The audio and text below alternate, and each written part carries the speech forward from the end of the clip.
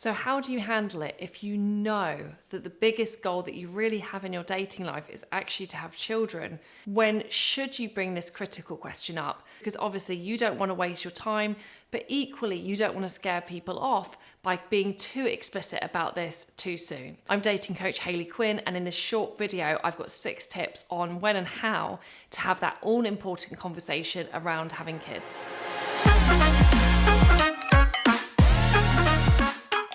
Before I go into my 6 tips on when and how to bring up the kids conversation, I would also really love to hear from you in the comment section below if this was something that was really important to you, or if it's important to you right now. How do you address the kids thing when you're meeting potential partners? My first tip is to remember on all your dates, you always have to communicate. You're not just looking for any old relationship because you need to have a kid. You're looking to have a kid if you form the right relationship with someone. It sounds subtle, but there's actually a really big difference between these two things. If you're coming from the place of being like, well, of course, if I meet the right person or I meet someone I really click with, yeah, I'd love to have a family. That's so different from being like, I need to have a family right now. Is that something you're able to do or not? Remember that being a dad is a pretty big role in someone's life, so it's also good for you to interview thoroughly around this. Tip number 2 is you can prepare your dates for the fact you are family orientated by getting this out of the way on your dating app profile. Now, of course, not all of us meet our dates online, but if you are using that at the moment, it's a really good way to get out ahead of the past and communicate some of your values.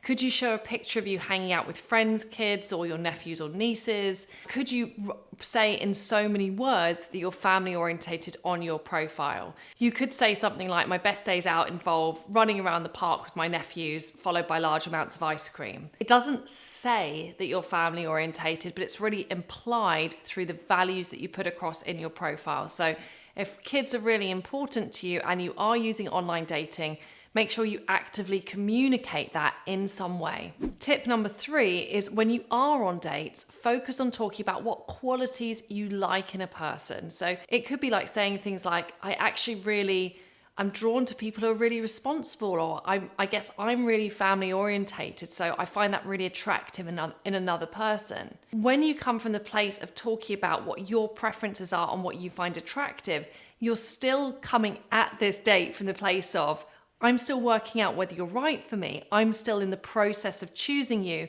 and I'm actually focused on what's important to me in a partner rather than just like desperately needing this to work because I want to have a child. It's going to present you in the right way, but also give you a really good opportunity to be more candid about what your values are and what you're looking for. Tip number 4 is to focus on how they're actually interacting with you. So before we get to the kids thing, the first thing we need to establish is, do you have a connection?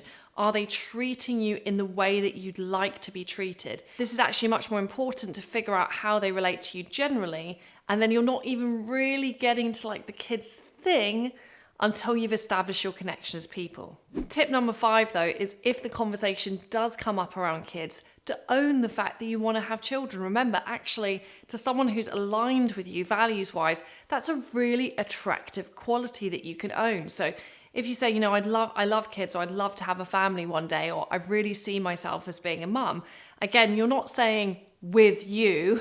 Instead, you're talking about values that are important to you as a person. Tip 6, and this is probably the most important one, is to remember that scaring off isn't always a bad thing.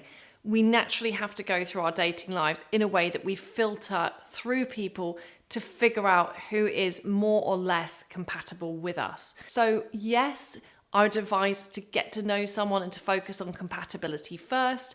However, it's also good to be to a degree candid, because it does allow you to filter through people and find the people who are most aligned with your values as quickly as possible.